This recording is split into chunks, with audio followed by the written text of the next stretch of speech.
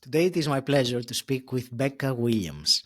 Becca, you are an experienced emotions therapist and plant medicine facilitator with expertise in emotional and trauma recovery. Through your innovative emotional liberation therapy, you blend ancient healing modalities with Western neuroscience and psilocybin microdosing in order to guide individuals on transformative journeys of self-discovery and trauma recovery. Becca, welcome to the show. It's such a pleasure to speak with you today. Thank you, Augie. It's so nice to be with you also. Becca, today I'm looking forward to exploring with you, first of all, our emotions, and you talk about the inner guidance system of the emotions. So that's a topic that I really want to explore with you. But also how plant medicine, and in particular psilocybin and microdosing of psilocybin, can assist with, as you call it, emotional liberation. So before we go there, I would like to hear a little bit about your the shift in your life and your career. You know, I know that you used to be a journalist and doing radio, and you turned into healing and a very different line of work. So tell me a bit about that shift. Yes. So let's see, I'm going to try to give you the abridged version. But I came into this life with a difficult childhood. And it was volatile, it was dangerous. And I had a parent who was mentally ill, who medicated with alcohol and was angry and abusive. So that's what I was raised in. I was in that pressurized space for all my childhood. And so coming out of it, there was a lot of trauma associated with that. Of course, when we're young and, we're 16, 17, and we know that we feel yucky, but we can't really connect the dots. And actually beyond that, as a young adult and into adulthood, I searched. I looked under a lot of rocks to feel better, from the Western approach, which is talk therapy, and to spirituality and meditation. But all of those things did not work for me. And there was this draw. It hurts because the anxiety in being, going out or interacting or whatever. But at the same time, Augie, it was such a strange thing that growing up, I was I was rejected. I mean, I was neglected. I was abandoned. The message for me growing up was that I was inconsequential and unworthy. And so it was beaten into me, right? And so and so for me growing up, I needed as much attention as possible. As human beings, we're looking to avoid rejection and seek approval. And so this is what I was doing. And so I was a writer in school. I studied journalism, and in college, I studied journalism. And I found television. I found television news. So even though I loved to write, I found that when I was on television, right, that I got attention. Oh, Becca, you're so smart. You're so, you look so good. You write so well. And so, because I had no internal resources. So even though I loved being a journalist, and we have to look at this, right, as far as our professions are concerned, that there's always a part that we're attracted to, but what's the other piece? What is the underlying piece? And for me, it was getting that attention. So I really struggled for decades getting that attention. And I was, in therapy. And so about 10 years ago, this work called Emotional Liberation found me. And it was about feeling into how I was feeling and why I was feeling it and what do I need to do about it. And there was neuroscience involved, but it really leaned and leans heavily on yogic science and the Kundalini tradition, which is a very active, expressive form of meditation. I call it the unmeditation meditation, essentially. And what it does, it just goes in and stirs up these emotions that are tethered to the trauma. This is what we learn in yogic science, yeah? And we're able to stir that up so that we're able to process it and release it. And when I started doing this in 2014, I went into it with the creator and developer of the work, who's been a longtime mentor for me now, among many other important mentors. But I studied with him for 5 years, and I was certified as one of his first students because it's so new. He wrote the book called Senses of the Soul in 2013, and then I engaged with this in 2014. And once I was able to heal myself from these emotions that I was a slave to, because something would come out of left field. Somebody would say something, somebody would do something, or an errant thought, and I was off to the races. And I did not want to live like that anymore. As people who do live like that, no, I don't want to live like that anymore. So once this started, what can I say, evaporating, I saw life through a whole new set of eyes. Augie, I was reset. I was reset. And coming out as I was producing a television show at the time, I said, "Oh my gosh, I'm looking around and I'm seeing these burning bodies of people who are who are wrestling with trauma, and it's like, oh my God, I have something that can help these people." And so I really did. I said, I don't want to do that anymore. I want to do this. So I have carved out a practice over the last 10 years in doing this work.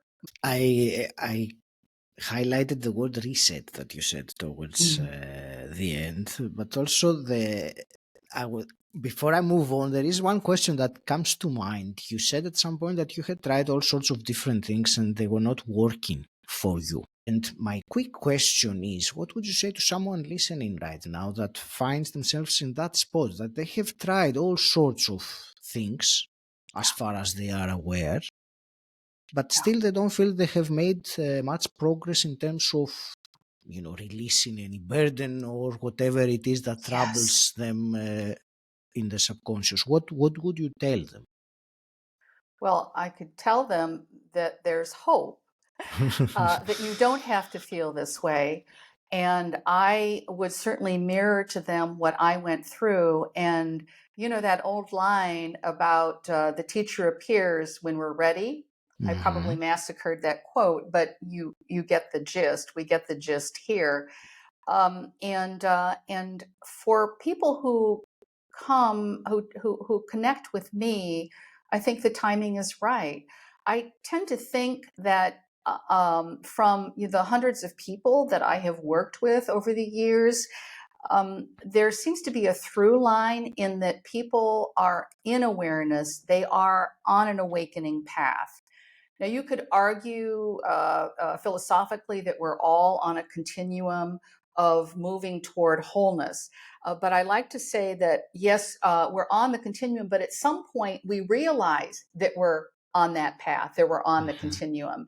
And before that, it's just really very unconscious. And, most of the people in the world are in that unconscious space. But those people who are starting to wake up and go, there has to be something better, and they seek, and there's a reason why we call people seekers, is because they're seeking ways to be out of their suffering. That's why we seek. And whether we go into a retreat and feel better for, new age has Mhm. been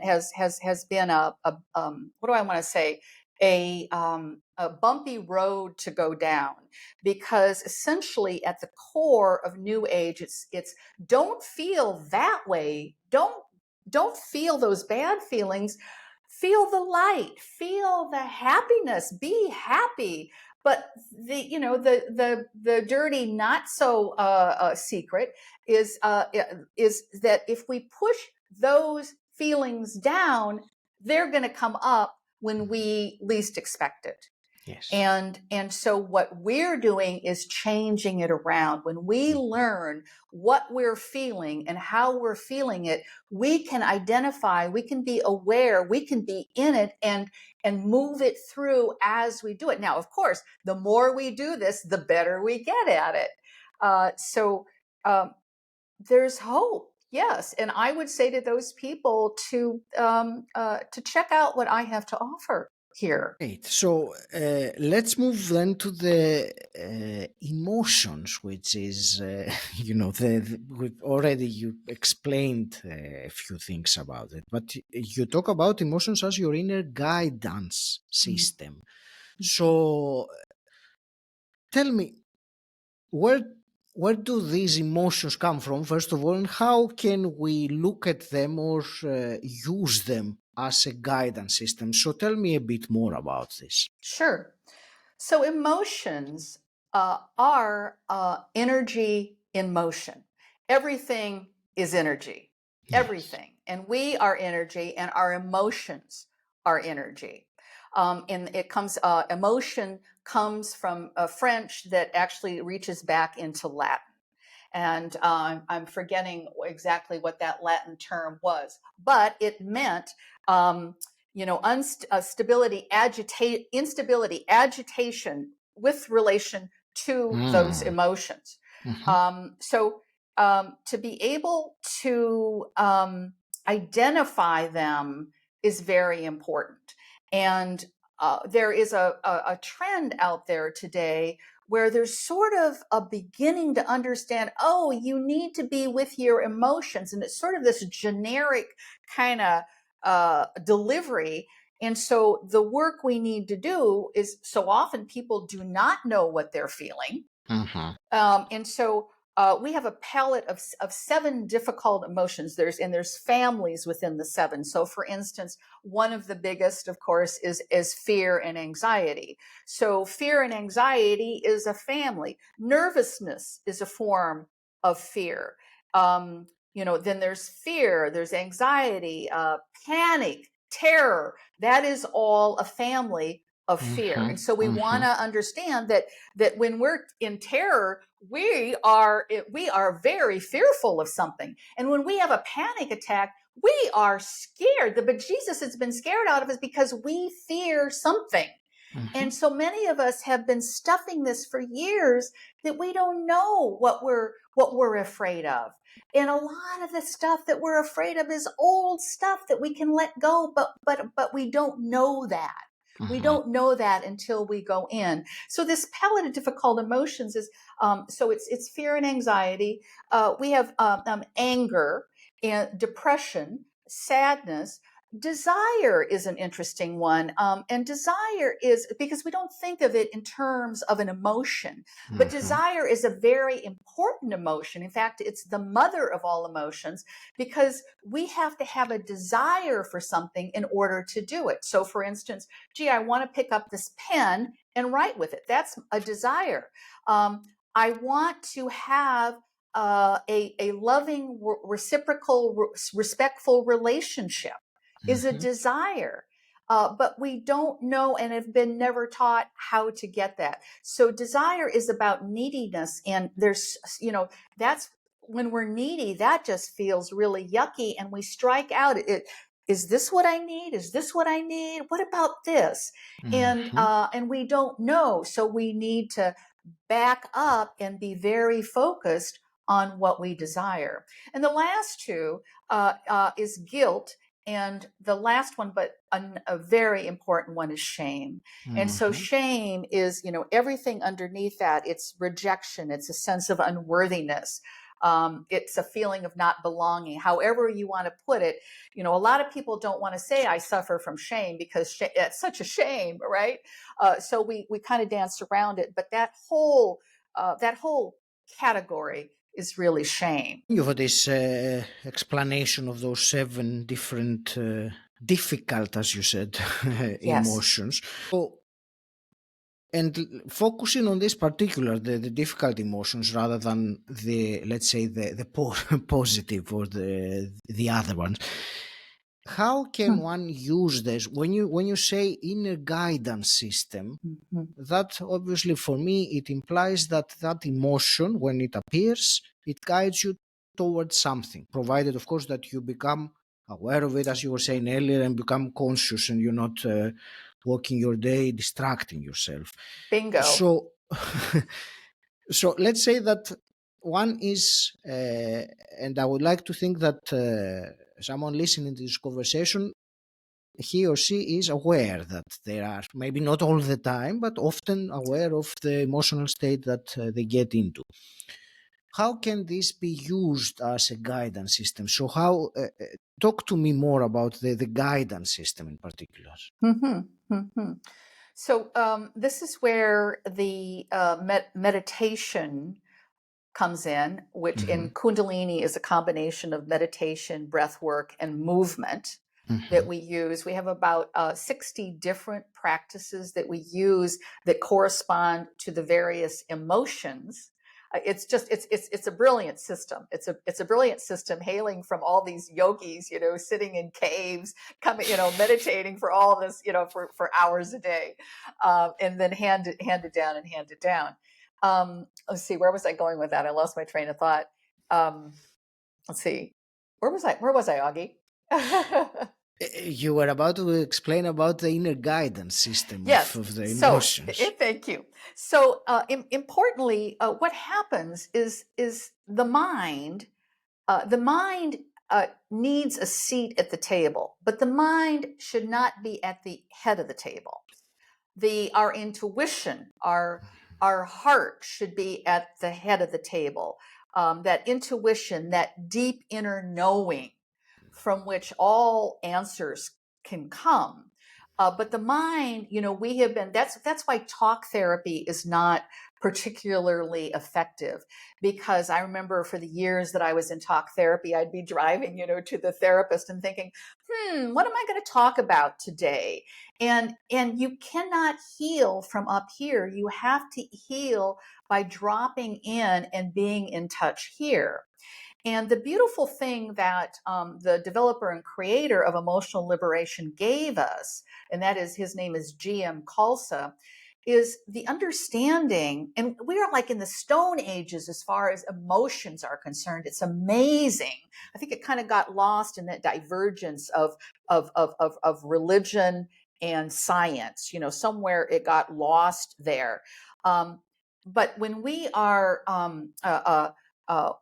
can go inward and be in touch with these emotions, it's a bridge to our soul. So think of it in these terms, that the difficult emotions that are coming up are asking us to be in touch with our soul. And so, how do we do that? We need to go quiet. But like so many of us, and it's, the big, all over, right? Meditate, meditate, meditate. Well, I got to tell you, I did Buddhist meditation, Kabbalah meditation, kind of freelance meditation. And I just couldn't. I had this pounding thoughts. And then, of course, the answer is, well, you just have to sit and sit long enough where the pounding thoughts quiet down. That never happened to me. I mean, I did, retreats. I did silent retreats. I did weekend retreats where, you're just sitting on the cushion and breathing, and it never helped me. But I think that a lot of it has to do with this busy, distracting world out there. And so we're running, running, running. And then it's like, okay, you need to meditate. Sit down, put your butt on the pillow and shut up and go inward. And that's really hard for a lot of people in our culture. It was very difficult for me. So when I encountered this work, what happens is that we first feed the mind about the emotions, talking to our mind about the emotions, so they Okay. know that this is what we're going to be doing. And then, so for instance, in my coursework, what I always do is where I lecture for one session, and we meet twice a week, and then the other session we practice. And so that the practice is where we go inward, and we do this work where we're moving, where we're breathing. And the important piece is that we're here. You know, uh, I talk clients and students through this emotion, because if you're feeling crappy, why would I tell you, okay, put that aside. We're going to be walking, close your eyes and breathe. And we're going to be walking along the water and into the forest. And, you know, all I want to do with this terrible feeling. Oh my God. And so what we do in emotional liberation is go toward the feeling. I invite people to go to their feeling while we're doing this work. And it's right. It is so right. Whatever is knocking loudest on your head, bring it, and we will bring it up, we will process it, and we will release it. And what happens is that the more that you do this, the better you get at it, to a point of when you're out and about, you're not on the cushion anymore. You're not doing this work anymore. Maybe my partner said something that I took in a bad way. There, whoo, wow, that didn't feel good. What was that all about? Wow.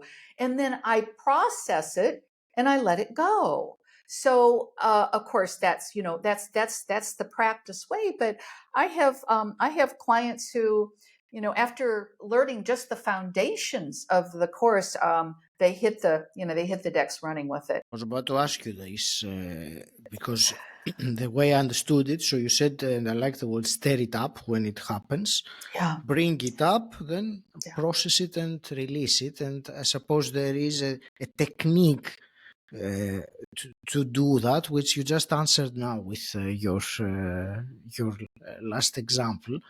And I can also attest to what you were saying earlier about meditating. When you have a bout of anger, or the last thing that you will do is sit down and meditate, because it is yeah, completely against how yeah. you're feeling, and it tends to consume you, if that, if that is I like that the word. right word. Yes, it tends to consume you. It Hmm. overwhelm is another word for maybe for different emotions. It takes over anyway your even your rational thinking at times, especially with anger, Oh, but I no think with question. other emotions. Yeah, Um, yeah. We go back to that when the hurt was inflicted. Um, let's say in our childhood, for instance, and we haven't processed it. When my partner says something to me that is reminiscent of what my mother used to say to me, I go mhm, back to being that 6 year old with my partner, because I haven't released that stuff yet, mhm. and and it's coming up now, so that I have another opportunity to release it. What an intelligent, biological, and spiritual being we are. And they are, and in a way, it's a shame that we have been told all these other things about emotions and how they are. And you were saying earlier about, go and be happy all the time, or which is that's how many of us, or most of us, have been. I use the word programmed while we were Yeah, and well. it oftentimes started out when we were babies, or when we were children. Because if you don't have something, if you don't have something to say, little boy or little girl, that is happy or good, if you're going to complain or you're going to cry or whatever, I don't want to hear it. I do not want to hear it. So consequently, some of my most popular workshops are on anger, and most of the people who turn out for them are women. And what happens is that we have been told to be small, to stay small, and that takes its toll. And Yeah. a lot of this is the anger comes up. It's a ready, hot emotion, like an armor that comes up because there's a huge, deep hurt Mhm. underneath that, and it's so much more painful to feel the hurt than the anger. And there's different ways of people getting angry. There's the outward, the nuclear option, and then there are those who go inward, and it might be complaining or grumbling or that sort Mhm. of thing. Mhm. Extroverted, passive. Yeah. So I get it. we yes. And so what we need to do is settle down the anger so that we can actually give the hurt that comes up some time and attention. Thank you. That's useful. Becca, another element with this, the approach of emotional liberation therapy, from what I understand, is psilocybin microdosing. Can you first tell me what led you to combine those two? Yeah, yeah, it's a great question, Augie. So way back in college, and I'm a woman of a certain age, so way back when things were illegal, somebody turned me on to smoking cannabis in Hmm. college, and I found that it really settled the anxiety down. And so I started self medicating all the way through for decades Hmm. with cannabis because it helped. The only issue with that, and I have a particular what do I want to say, protocol when I work with people with cannabis, because I started out doing cannabis elevation service ceremonies in Denver, Hmm. where of course cannabis is legal, before the psilocybin. And but what happened for me was that once I was no longer under the influence of the cannabis, then these emotions would come back. So it was palliative, but it wasn't enduring or permanent. And so, Mm. so fast forward to 2014 when I was introduced to emotional liberation and this work, and it was an online program with about 12 of us in it. I like these. I like the small groups also. I try to keep them small so that there's personalized attention, because these are delicate matters that we're talking about, right? So I started doing just a little bit of cannabis with the practices, and I let my teacher know, and he said, "Well, it's you do that, Becca. That's not my thing. I don't do exogenous." I said, "Well." So what happened in this program over the year and the second year, what is that it felt, compared to the others, that my progress was accelerating, Hmm. that I was able to move these things through faster, Hmm. and that feeling of it's very important that you don't get stoned, that you need to. That's why I always talk about a 2 to 1 CBD to THC, or 1 to 1, because the CBD in research shows that it calms the fight or flight Hmm. syndrome. And so by virtue of that combination, it's great, because then the THC comes in and amplifies the feeling that we're working with. And Hmm. so it was so it was that's how I started out with people, with the cannabis, and of course always in my courses, always teaching people how to do it. And then about 3 years in, um, I realized personally, in yogic science, we have various bodies, and including the ethereal body and the emotional body. And you won't hear this in hardcore Western science, but I believe we know now, this is science, that trauma is lodged in our body, in the tissues of our body, in our nervous system. And of course, the question is, well, how do we get that out? Well, what I found is that I moved through all this stuff, but the last thing, and I see this in a lot of people, is shame. And I have this little bit of shame that can come up, and I believe it's just deep. The layers in my in my body, in my energetic body, is deep. And so I started working with a little bit of psilocybin, and it went deeper. I love cannabis. I love it as a medicine. I mean, you could say that all cannabis is medicine, even when somebody does it just for relaxation, or going out and watching the sunrise, or whatever it is. That's all for well-being. And so this idea that we're going to pocket cannabis into medical and recreational, or adult use, as we call it, is absolute, or spiritual. I mean, that's my bailiwick, is spiritual use of cannabis. But the idea that it's not just one big wonderful medicine, whatever it takes to get it legalized. I digress. But anyway, I started doing the microdosing, and I felt this very stubborn layer percolate up and was released. And it was, whoa, wow. So I started offering it. It was, I worked through COVID. Of course, people loved being online during COVID and getting together and having community. And I brought this up and I helped people microdose. And the results were nothing short of game changing. And so, you know, the beautiful part about emotional liberation, it is a contained system a method in and of itself. People do it without any kind of exogenous substance. But when you add the plant medicine very judiciously, it accelerates the progress. And so that's why I include it in my work. It's fascinating, the whole thing that you said, first about the cannabis and then about psilocybin and how it accelerates this process, as you say. And there was a phrase that I remember reading in your description. You refer to it as a psychic vitamin. So I like that. Yeah. Well, I'm trained as a clinical nutritionist. I'm a registered dietitian. I do like supplementation, and so it makes sense. Great.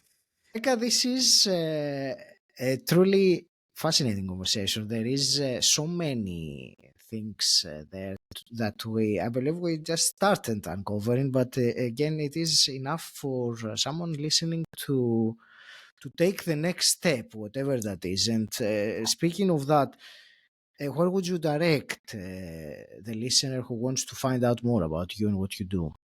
I would just direct everybody to go to my website, which is so easy. It's myname.org. So it's beccawilliams.org.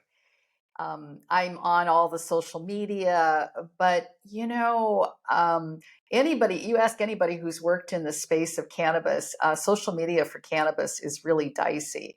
They cancel you, they shadow ban you, they just bottleneck you. So I always invite people to go directly to my website because that's where it all is.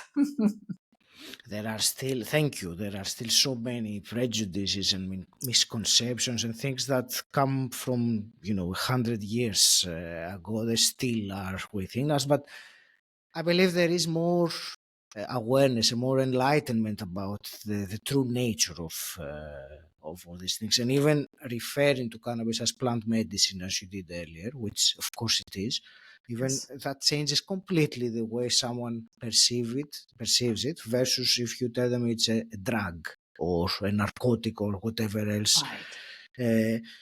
Anyway, regardless of that, the word use too. We try to stay away from the word use, cannabis users, psilocybin users, users. Yes.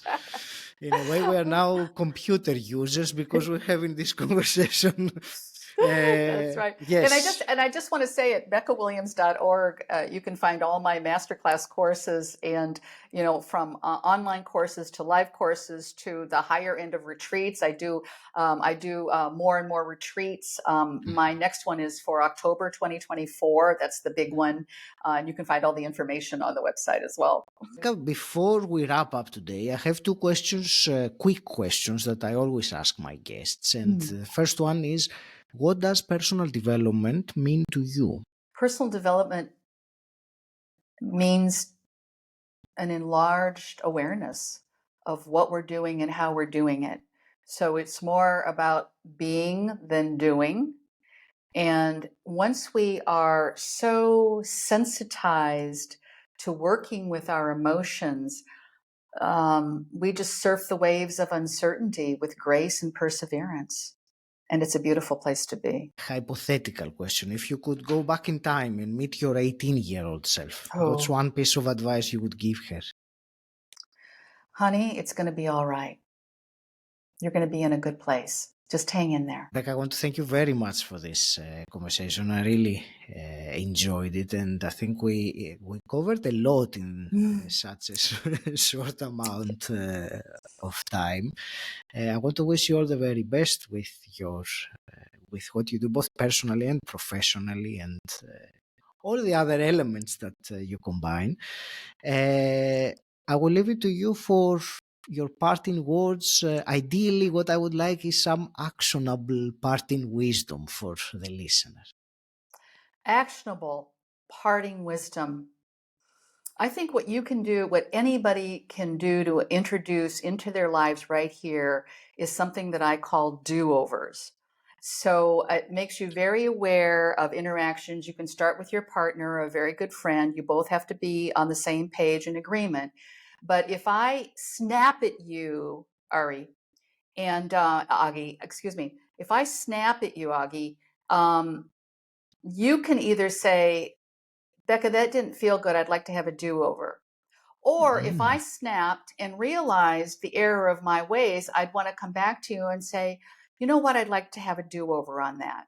So my partner and I do this a lot, and it really smooths out our relationship. Where if somebody is grumpy or grouchy or short, right? One of us can, and it builds on one another. The other day, I found that he was grumpy and said something, and then I said something, right? And about 10 minutes later, I realized how I reacted, and I brought it up and said I wanted a do-over. So he actually took his part where he was grouchy and redid that, and then I redid that, and Mhm.